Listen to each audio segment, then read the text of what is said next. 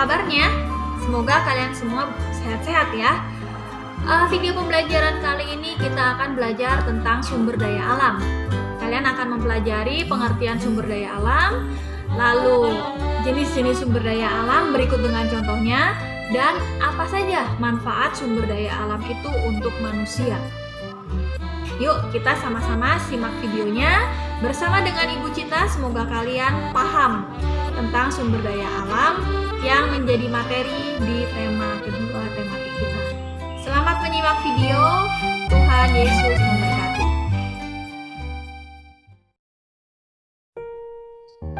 Video pembelajaran IPS tema yang kedua, sumber daya alam.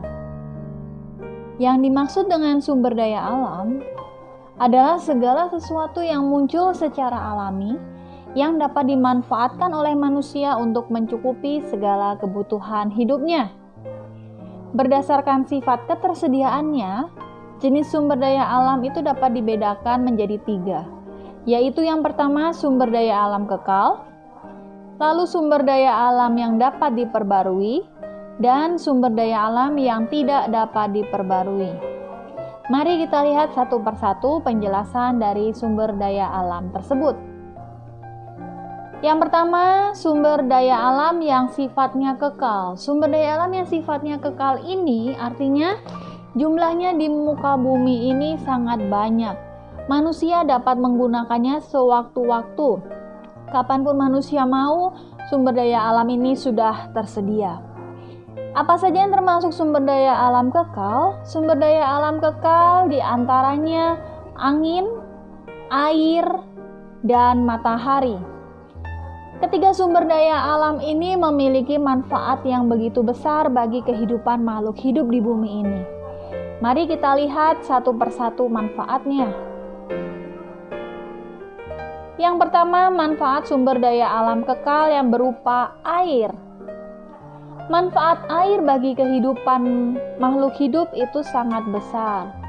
Yang pertama, air dapat menjaga suhu tubuh. Yang kedua, air dapat mencegah kita dari dehidrasi. Jika manusia mengalami dehidrasi, itu akan berdampak buruk bagi kesehatannya. Manfaat yang ketiga adalah untuk keperluan sehari-hari. Manusia banyak menggunakan air untuk keperluan sehari-harinya, seperti keperluan untuk memasak dan mencuci baju. Membersihkan segala sesuatu juga menggunakan air. Lalu manfaat yang berikutnya adalah sebagai bahan baku fotosintesis pada tumbuhan. Tumbuhan membuat makanannya sendiri. Nah, proses membuat makanan pada tumbuhan, proses memasak makanan pada tumbuhan itulah yang disebut dengan fotosintesis. Air adalah salah satu bahan baku untuk melakukan fotosintesis. Lalu yang kelima, manfaat air adalah sebagai sumber penghasil listrik. Air yang mengalir dalam jumlah yang besar, dalam tekanan yang deras, akan mampu menjadi sumber energi penghasil listrik. Tekanan air tersebut akan menggerakkan turbin, akan menggerakkan kincir, yang jika semakin cepat putaran kincirnya akibat tekanan air tersebut akan semakin besar menghasilkan energi listriknya. Sumber daya alam yang kekal berikutnya adalah angin. Manfaat angin bagi kehidupan makhluk hidup di bumi ini yang pertama adalah menyejukkan ruangan. Ketika kita merasa ruangan kita panas, kita dapat membuka jendela sehingga angin dapat masuk dan menyejukkan ruangan kita. Manfaat yang kedua adalah membantu proses penyebaran biji tumbuhan. Lalu manfaat yang ketiga, angin dapat membantu nelayan melaut. Ya, nelayan melaut, nelayan mencari ikan menggunakan angin. Angin apa? Angin darat dan angin laut. Apa yang dimaksud dengan angin darat dan angin laut? Angin darat itu adalah angin yang berhembus dari darat ke laut. Angin ini dimanfaatkan oleh nelayan untuk pergi melaut mencari ikan. Angin darat ini membantu nelayan untuk menggerakkan perahunya menuju ke tengah lautan. Lalu ketika nelayan hendak kembali lagi ke pantai, nelayan akan memanfaatkan yang namanya angin laut. Angin laut itu adalah angin yang berhembus dari laut ke darat. Angin laut ini membantu pergerakan perahu nelayan untuk sampai ke pantai kembali. Manfaat angin yang berikutnya yaitu sumber energi listrik. Angin sama seperti air tadi, ketika angin ini dalam jumlah yang besar, dalam tekanan yang besar, mampu untuk menggerakkan kincir. Tampak pada gambar tersebut, kincir angin tersebut digerakkan oleh tekanan angin yang begitu besar. Ketika putaran kincir angin itu semakin besar, maka energi listrik yang dihasilkan akan semakin besar pula. Manfaat angin yang berikutnya adalah menggerakkan awan, atau dengan kata lain, angin dapat membantu siklus air. Terjadinya hujan itu salah satunya dibantu oleh angin. Kemudian sumber daya alam kekal yang berikutnya adalah matahari. Matahari sangat bermanfaat bagi manusia. Matahari setiap hari selalu terbit menyinari bumi kita. Apa manfaat matahari? Manfaat matahari yang pertama adalah menghangatkan bumi. Tanpa adanya matahari maka bumi akan terasa dingin. Manfaat matahari yang kedua adalah membantu proses fotosintesis pada tumbuhan. Manfaat yang ketiga membantu proses pengeringan. Manusia menggunakan panas matahari untuk mengeringkan pakaian, untuk mengeringkan ikan, ya. Kemudian manfaat yang berikutnya membantu proses pembuatan garam. Hal ini berlaku untuk para petani garam. Para petani garam, pembuat garam itu menggunakan panas matahari untuk menguapkan air laut sehingga nantinya tersisa adalah butir-butir garam. Dan manfaat matahari yang berikutnya adalah menyehatkan tubuh. Cahaya matahari sangat baik bagi tubuh kita. Cahaya matahari itu dapat menyehatkan tulang kita. Maka dari itu, ketika matahari belum bersinar terik, jam 8 sampai jam 10, ada baiknya jika tubuh kita terkena cahaya matahari itu.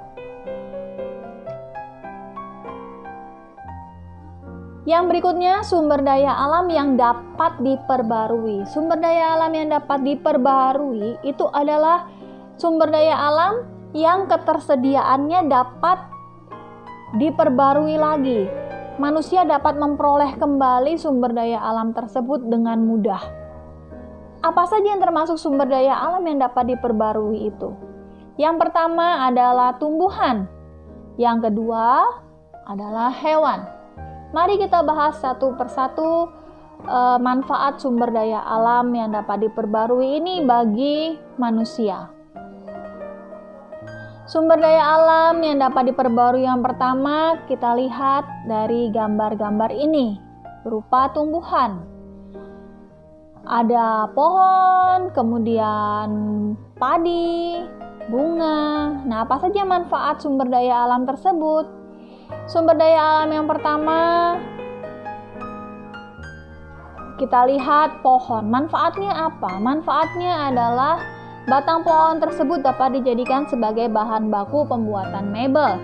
Meja, kursi, lemari itu menggunakan pohon. Ya, kita menggunakan kayu untuk membuat barang-barang tersebut. Lalu fungsi tumbuhan, manfaat tumbuhan yang berikutnya adalah meneduhkan rumah. Jika rumah kita banyak ditanami oleh tanaman, maka akan terasa lebih sejuk dibandingkan rumah yang tidak memiliki tanaman. Lalu manfaat tumbuhan yang berikutnya bagi manusia adalah mempercantik rumah. Seperti pada gambar tersebut, ada tanaman bunga yang ditanam di dalam pot. Dan tanaman bunga dalam pot itu diletakkan di dalam rumah, maka rumahnya akan terlihat lebih cantik. Lalu manfaat yang berikutnya dari tumbuhan adalah sebagai bahan makanan. Padi, jagung, singkong itu adalah bahan makanan yang diambil dari sumber daya alam berupa tumbuhan. Lalu yang berikutnya, sumber daya alam yang dapat diperbarui yang berikutnya itu berupa hewan. Ya.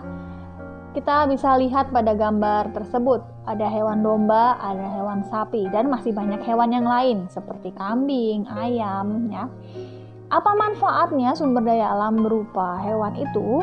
Manfaatnya yang pertama adalah hewan-hewan ada yang menghasilkan susu yang menyehatkan bagi tubuh kita. Yang kedua manfaatnya, hewan-hewan ini menghasilkan daging yang dapat dikonsumsi, yang tentu saja itu menyehatkan. Yang ketiga, bulunya dapat dijadikan sebagai bahan baku pembuatan jaket seperti bulu yang dimiliki oleh domba. Domba, selain dimanfaatkan dagingnya, domba juga bulunya dapat dimanfaatkan sebagai bahan baku pembuatan jaket. Domba memiliki bulu yang tebal. Lalu yang berikutnya, sumber daya alam yang tidak dapat diperbarui.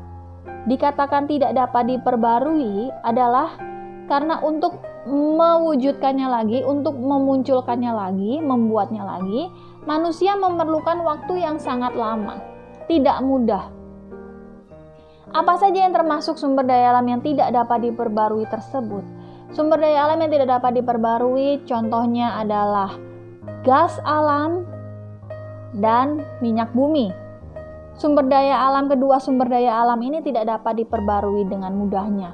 Jadi membutuhkan waktu beratus-ratus tahun, berjuta-juta tahun untuk dapat memperoleh gas alam dan juga minyak bumi. Gas alam, apa manfaat gas alam bagi manusia? Manfaatnya yang pertama adalah sebagai bahan bakar. Banyak sekarang rumah-rumah yang menggunakan LPG ya untuk memasak. Ya, LPG itu digunakan untuk keperluan dapur pada rumah tangga. Kemudian manfaat yang berikutnya adalah sebagai pembangkit listrik. Sumber daya alam yang tidak dapat diperbarui berikutnya berupa minyak bumi. Minyak bumi itu diperoleh dengan cara yang cukup rumit ya dan membutuhkan proses yang begitu panjang. Hasil olahan minyak bumi itu sangat banyak, berupa bahan bakar, berupa aspal. Nah, manfaatnya apa untuk manusia? Minyak bumi itu bermanfaat, hasil olahan minyak bumi itu bermanfaat sebagai bahan bakar. Misalkan bensin itu sebagai bahan bakar mobil, motor ya. Kemudian aftur atau disebut juga bensol itu adalah bahan bakar untuk pesawat terbang.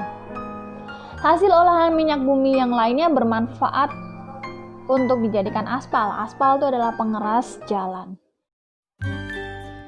Nah, demikian video pembelajaran yang sudah kalian simak tentang sumber daya alam. Diulangin sekali lagi, sumber daya alam itu adalah segala sesuatu yang ada di sekitar kita yang dapat kita manfaatkan untuk memenuhi kebutuhan kita sehari-hari. Kemudian ada 3 jenis sumber daya alam, ada 3 macam sumber daya alam tadi ya. Sumber daya alam yang sifatnya kekal, lalu sumber daya alam yang dapat diperbarui, dan sumber daya alam yang tidak dapat diperbarui. Nah, untuk sumber daya alam yang kekal itu sumber daya alam yang bisa sewaktu-waktu dimanfaatkan oleh manusia dan jumlahnya di alam ini begitu banyak. Kayak misalnya matahari, angin, air itu jumlahnya banyak di muka bumi ini. Kita bisa pakai kapanpun kita mau. Tapi ya itu tetap kita harus berhemat juga ya. Lalu yang kedua, sumber daya alam yang dapat diperbarui. Sumber daya alam yang dapat diperbarui ini jumlahnya banyak. Dan karena dapat diperbarui, yang dimaksud dengan dapat diperbarui itu manusia bisa mengusahakannya kembali untuk ada ya, dengan cara diternakan, dengan cara ditanam kembali. Itu sumber daya alam yang dapat diperbarui. Apa saja contohnya tadi? Sumber daya alam yang dapat diperbarui itu contohnya tadi adalah hewan dan tumbuhan. Sumber daya alam yang tidak dapat diperbarui adalah sumber daya alam yang untuk mengadakannya kembali itu membutuhkan waktu yang cukup lama. Ya, jadi ketika persediaan sekarang ini semakin menipis, untuk bisa memperoleh kembali misalnya minyak bumi, gas alam, itu butuh waktu yang cukup lama, membutuhkan waktu berjuta-juta tahun. Oleh karena itu, karena sumber daya alam ini tidak dapat diperbarui, kita harus ekstra hemat ya penggunaannya, tidak boleh boros.